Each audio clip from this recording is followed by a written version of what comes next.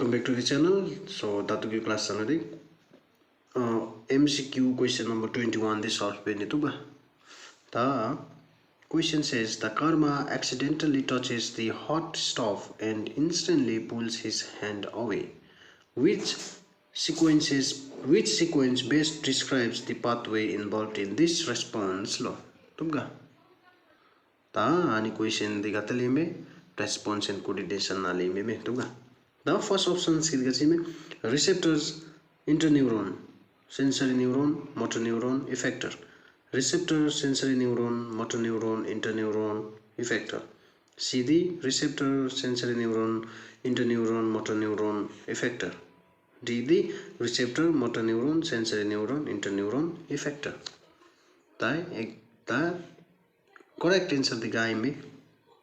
Correct answer the C.